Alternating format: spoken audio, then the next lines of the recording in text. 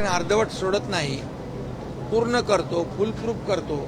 त्याप्रमाणे खासदारांचं operation tiger successful झालं आणि त्या सगळ्या प्रक्रिया कायदेशीर आणि ज्या घटनात्मक प्रक्रिया आहेत ह्या संपूर्णपणे पूर्ण झालेल्या आहेत। सगळे 6च्या 6 खासदार खुश आहेत। आताच मला 2 खासदार भेटले आणि ते शिवसेनेमध्ये, मूळ शिवसेनेमध्ये बाळासाहेबांच्या विचारधारेने प्रेरित झालेली शिवसेना, विचारांची शिवसेना, हिंदुत्वाच्या विचारांची शिवसेना, सर्वसामान्यांच्या मनातली शिवसेना, या ठिकाणी त्या शिवसेनेमध्ये ते काल आलेत आणि आमच्या परिवारामध्ये आलेत। त्यामुळे ते खुश आहेत। आमचे आता अगोदरचे 7 खासदार, हे 6 खासदार, आता एक मोठी टीम तयार झालेली आहे 13 खासदारांची। राज्यसभेमध्ये 2 खासदार, असे 15 खासदार, एक मोठी टीम या ठिकाणी तयार झालेली आहे। आणि त्यामुळे जे शिवसेना त्या भागामध्ये अधिक बळकट आणि अधिक मजबूत होईल आणि त्यामुळे त्या भागातल्या विकास कामांसाठी आजच आम्ही काही विभागांचा निधी जो आहे तो निधी त्यांचे प्रस्ताव आणायला सांगितलेत। काही निधी जो आहे त्यांना तात्काळ देण्याच्या सूचना देखील मी दिलेल्या आहेत। आणि त्यामुळे आता जो विकास निधी, मतदारसंघाचा विकास हा त्यांचा अजेंडा होता आणि त्याला आम्ही सुरुवातही केलेली आहे आज। त्यामुळे खऱ्या अर्थाने एनडीएची ताकद जी आहे, आता एनडीएची ताकद वाढलेली आहे। प्रधानमंत्री, आपले यशस्वी प्रधानमंत्री, लोकप्रिय प्रधानमंत्री मोदीजी हे जे काही देशाला आर्थिक महासत्तेकडे नेण्याचा संकल्प जो केलेला आहे, त्यांच्या एनडीएची ताकद यामध्ये वाढलेली आहे। आणि म्हणून मी कालही सांगितलं की देशाचे प्रधानमंत्री नरेंद्र मोदीजी यांच्याकडून गेल्या 10 वर्षामध्ये 12 लाख कोटीचा निधी महाराष्ट्राला मिळाला, विकास निधी। गृहमंत्री अमित भाई, सहकार मंत्रालय, त्यांच्याकडे 10,000 कोटी रुपये या महाराष्ट्राला साखर कारखान्यातले उद्योग आणि शेतकरी यांना मदत देण्याचा निर्णय त्यांनी घेतला, नक्षलवाद संपवण्याचा निर्णय घेतला। त्यामुळे एक महाराष्ट्राचं योगदान या देशाच्या विकासामध्ये देखील मोठ्या प्रमाणावर आहे। आणि त्यामुळे मोदीजी देखील महाराष्ट्राला पैसे देताना कधी हात आखडता घेत नाहीत। म्हणून डबल इंजिनच्या सरकारमध्ये हे 6 खासदार आलेले आहेत आणि त्यांचं मी स्वागत केलं आहे आणि ते खुश आहेत। साहेब, गीतेंचा पक्षप्रवेश झालेला आहे आपल्याकडे, ज्या गीतेंनी आपल्याच दराडे साहेबांना पाडलं आणि त्यांना आपण आता पक्षप्रवेश दिले, यावरनं उलटसुलट टीका आता विरोधक करताना पाहिला। बघा, गोकुळ गीते हे अपक्ष निवडून आले, ते शिवसेना पक्षात थेट प्रवेश करू शकत नाहीत कायद्याने आणि म्हणून त्यांनी शिवसेनेचं सहयोगी पक्ष म्हणून, सहयोगी सदस्य म्हणून त्यांनी काल शिवसेनेमध्ये आणि माझ्याकडे इच्छा व्यक्त केली। खासदार डॉक्टर श्रीकांत शिंदे त्यांच्या संपर्कात होते आणि दराडेंना देखील या गोष्टीची कल्पना दिलेली आहे आणि दराडे देखील म्हणाले की संघटना पक्ष या ठिकाणी त्याची ताकद वाढत असेल तर यामध्ये अशा प्रकारचे जे काही आपल्याला निर्णय घ्यावे लागतात। ज्या प्रकारे नरेंद्र दराडे यांना तुम्ही शब्द दिला होता, नरेंद्र दराडे यांना तुम्ही शब्द दिला होता, या मतदारसंघातील तुम्हाला नरेंद्र दराडे यांना युनिफॉर्म सिव्हिल कोडवरती शिवसेनेची भूमिका आहे। युनिफॉर्म सिव्हिल कोड जो आहे त्याच्यावर शिवसेनेची भूमिका पहिल्यापासून सकारात्मक आहे। कारण हिंदू हृदय सम्राट बाळासाहेब ठाकरेंची, आमच्या बाळासाहेबांची भूमिका पहिल्यापासून देशामध्ये समान नागरी कायदा असला पाहिजे आणि तीच भूमिका आमची आहे। त्यामुळे समान नागरी कायदा, सगळ्यांना समान न्याय, कुठल्याही समाजावर अन्याय होणार नाही, या सगळ्या या बाबतीमध्ये भूमिका आमची सकारात्मक आहे। बाळासाहेबांची भूमिका होती तीच आमची आहे, कारण बाळासाहेबांच्या विचारांची शिवसेना आम्ही पुढे नेतोय। त्यामुळे आणि या भूमिकेशी आम्ही सहमत आहोत। नरेंद्र तराडे यांना तुम्ही शब्द दिला होता ही जी साहेब, नवीन शिवसेना आपकी पार्टी की क्या भूमिका है? क्या? यूनिफॉर्म सिविल कोड नागरिक कायदा को लेकर साहेब मराठी हो द्या आधी. साहेब मराठी हो द्या आधी. मराठी हो द्या ना. बाळासाहेब ठाकरेंनी जो सांगितलं होतं उद्धवला सांभाळा आदित्यला सांभाळा पाळणा करा एकाचं वक्तव्य किरण पावसकर असं बघा, तुम्ही आहे ना पण विचार पत्रकार करा. लोक अर्धे त्यांचे वाक्य दाखवता आणि अर्धे वाक्य तोडून टाकता. त्यांनी आता पत्रकार परिषद घेतली ना, त्यांनी सांगितलं ना, स्पष्ट खुलासा केला ना, त्यांनी बाळासाहेबांच्या वक्तव्यावर भाष्य केलेलं नाही, परवाच्या मेळाव्यातल्या वक्तव्यावर भाषण केलेलं आहे. बाळासाहेब आमचं दैवत आहे आणि बाळासाहेबांचा अनादर कोणीच करू शकत नाही. किरण पावसकर नाही, एक साधा शिवसैनिक पण करू शकत नाही. शिंदेसाहेब ज्या प्रकारे 2029ला निवडणूक आहेत नवीन जे खासदार नवीन तुमच्याकडे सेना आले, भवनासंदर्भात जागांची चाचपणी सुरू असल्याची माहिती मिळते. दादर आणि बीकेसी काय कोणाला पोटात कोणाचा प्रॉब्लेम आहे काय? अरे काम करायला ऑफिस नको का? बाळासाहेब भवन आहे, आणखी कार्यालय, शिवसेना मोठी होतीये, संघटना मोठी होतीये, मग कार्यालय नको? बरोबर.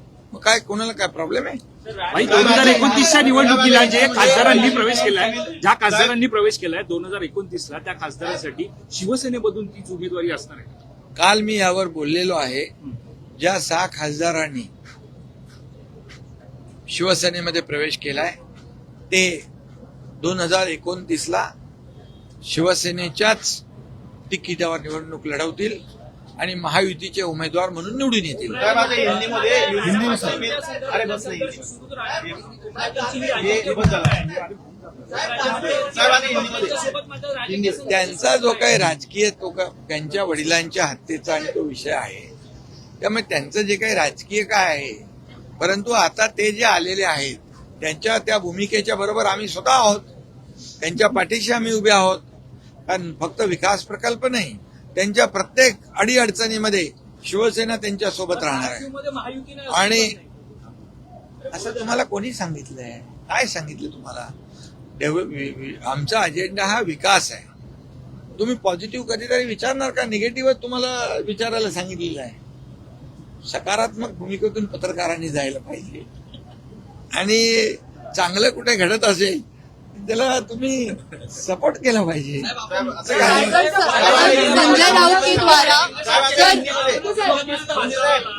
विद्यमान खासदाराला उद्धव ठाकरे गटाच्या नेत्याने जाहीरपणे धमकी दिलेली आहे, शिवीगाळ केलेली आहे.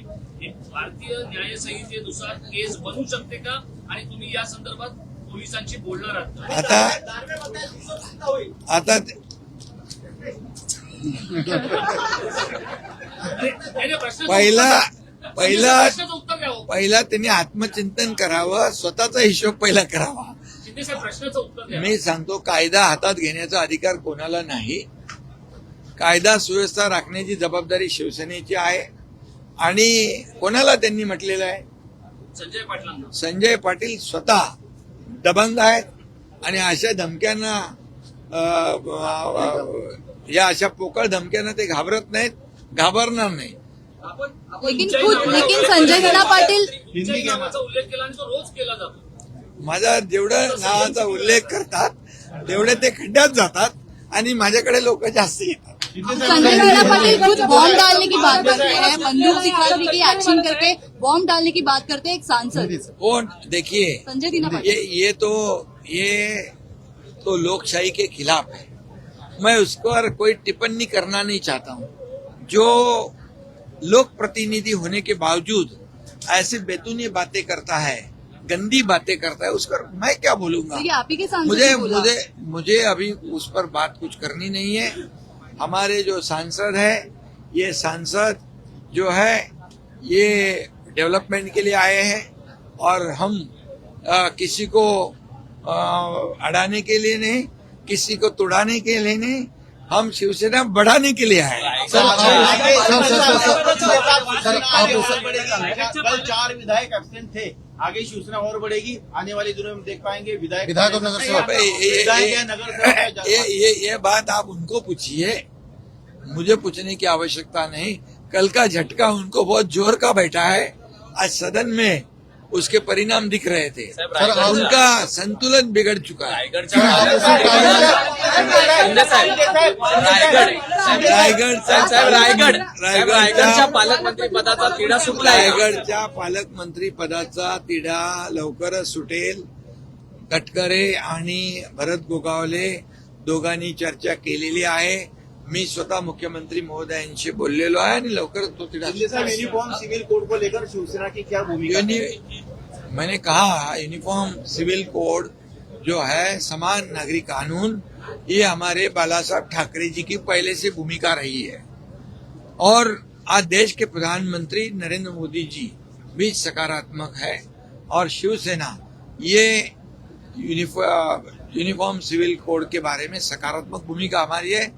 देश में समान नागरिक कानून होने की आवश्यकता है, सभी को समान न्याय और मिलना चाहिए, ये भूमिका शिवसेना की है। आपण मुख्यमंत्री असताना छत्रपती संभाजीनगर या ठिकाणी वॉटर ग्रीड प्रोजेक्ट संदर्भात 2 वेळेस बैठक पार पडली. 4,500 कोटीची तरतूद करण्यात आली होती, मात्र त्याच्यावर इम्प्लिमेंटेशन नाही झालं.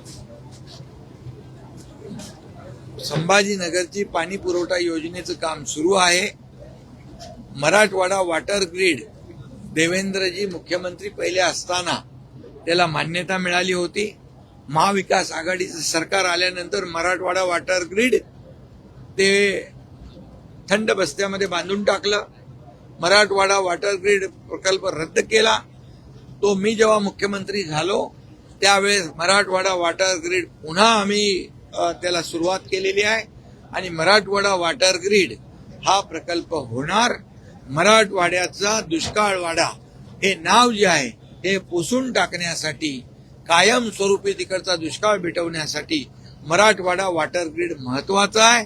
आणि या बाबतीमध्ये आमची जेव्हा मी होतो, देवेंद्रजी होते, प्रधानमंत्री मोदी साहेबांशी चर्चा झाली तेव्हा त्यांनी सांगितलं इंट्रा स्टेट मधले जे प्रकल्प आहेत, नदीजोड प्रकल्प, याला नदीजोड प्रकल्पाला प्राधान्य द्या आणि नदीजोड प्रकल्प जे आपल्या अंतर्गत राज्यातले आहेत त्या प्रकल्पांना प्राधान्य दिलं तर मोठ्या प्रमाणावर लोकांना दुष्काळापासून आपण दिलासा देऊ शकतो. 6 सांसद